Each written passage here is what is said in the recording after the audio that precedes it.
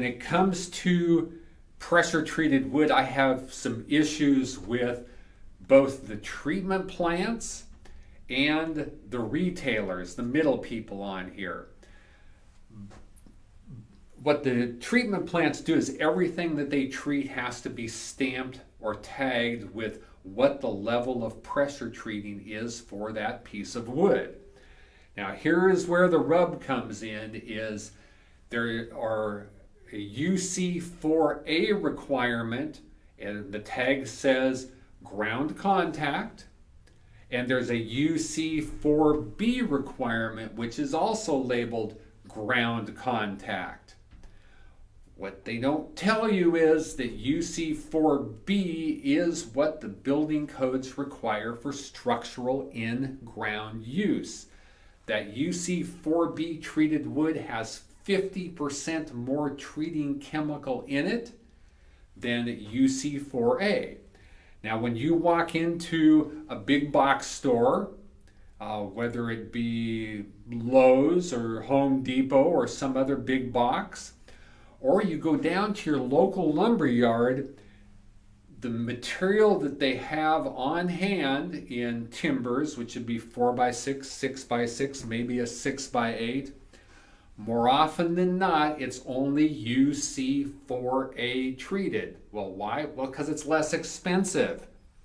And because the general consumer looks at it and they says, oh, it's treated wood.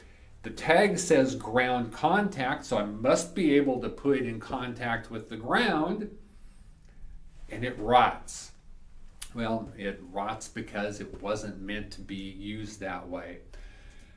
What's amazing is the place that this is worst is in the South, where you think people would be more savvy, people as far as the treaters and the lumber providers, and that they would have UC4B there. Well, they're selling price instead of quality. And we as a business, we're always using UC4B for our columns. And we've contacted various lumber vendors for supplying treated wood for our projects. And they say, well, everybody who builds post frame buildings in our area is using UC4A. Well, just because they're using it doesn't make it right. So we end up having to special order or bring product in at a distance in order to have columns that are adequate and they won't decay. So this is not just throwing off ancillary off-the-cuff information. There's been actual USDA sponsored studies of pressure preservative treated wood in Mississippi, in somewhere that it's damp, it's got bugs, it's got humidity, it's got all the wonderful things that would cause treated wood to decay.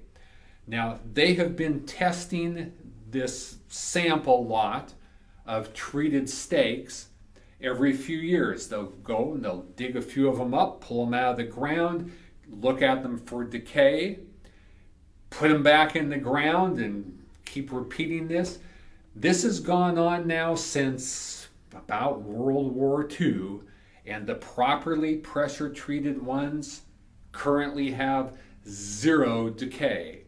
So, will a properly pressure preservative treated post rot?